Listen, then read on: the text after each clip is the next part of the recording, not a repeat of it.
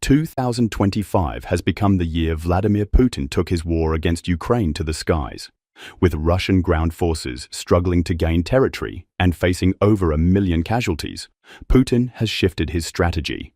Now, drones and missiles are doing the heavy lifting, and the scale is staggering. In July alone, Russia launched more than 7,000 drones and over 200 missiles into Ukraine.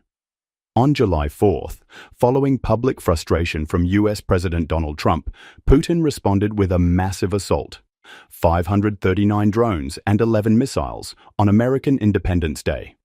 These attacks aren't random. They're designed to overwhelm Ukraine's air defenses, exhaust its resources, and terrorize its civilians.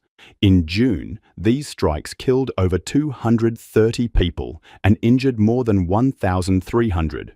So far, it's worked, at least in terms of chaos.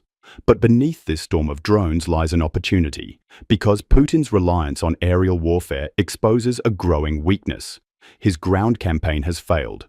Russia's military has lost thousands of tanks, artillery systems, and armored vehicles. Ukraine's defenders have held strong.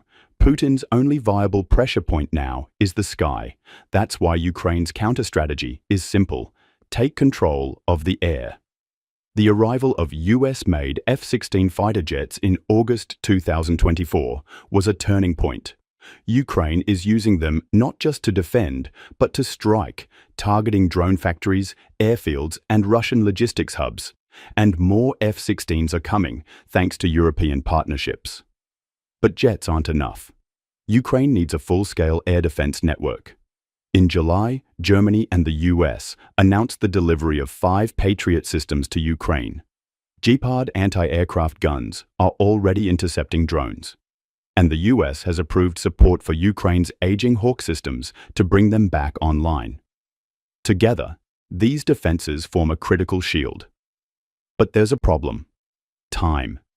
Every day that passes, Russia fires hundreds more drones, and every delay in Western support gives Putin an edge.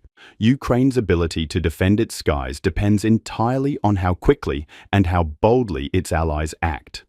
And the stakes go far beyond Ukraine. NATO leaders warn that China may encourage Russia to keep Europe distracted, especially if tensions rise in the Pacific. Some believe Putin may even test NATO's resolve directly in the coming years. That's why Ukraine is the front line not just of its own sovereignty, but of global security. If Ukraine can secure its skies, Putin loses his last major weapon. He's already out of time on the ground. Without dominance in the air, he's left with no clear path to victory. This is Ukraine's moment, but only if the West steps up now.